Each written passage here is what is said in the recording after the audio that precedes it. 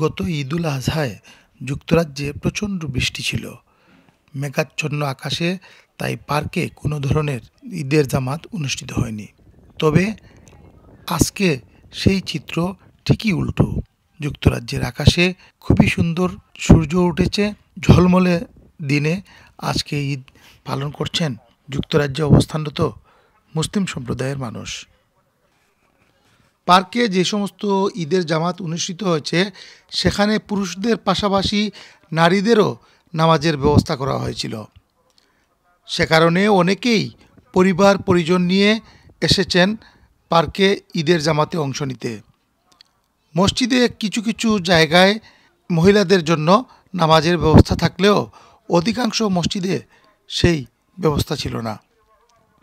এদিকে বাঙালি অধ্যুষিত ইস্ট লন্ডনের ব্রিকলিন জামে মসজিদ এবং ইস্ট লন্ডন জামে মসজিদে 4টি করে ঈদের জামাত অনুষ্ঠিত হয়েছে এবং সেখানে মহিলাদেরও নামাজের ব্যবস্থা ছিল।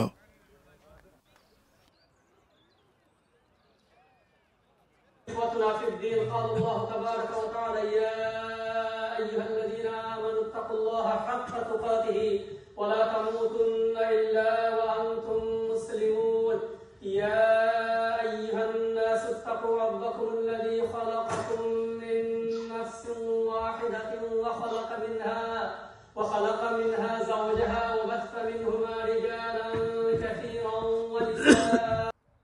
এদিকে জুলাই গণ অভ্যুত্থানের পর এই প্রথম ঈদ করছেন বিএনপি, জামাত এবং আওয়ামী লীগের নেতাকর্মীরা। সঙ্গত কারণেই এজন্য এই ঈদটি তাদের কাছে খুবই গুরুত্বপূর্ণ।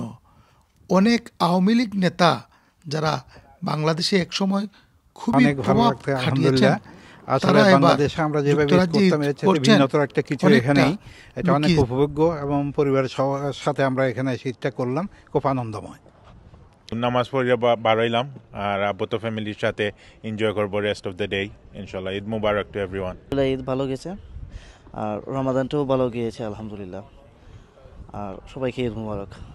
অন্যদিকে বিএনপি ভারপ্রাপ্ত চেয়ারম্যান তারেক রহমান দলবল নিয়ে ঈদ করেছেন কিংস্টনের একটি পার্কে।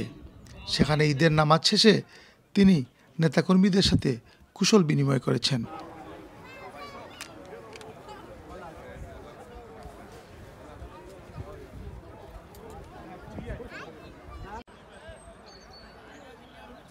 Shakir Hussain, AB news, London.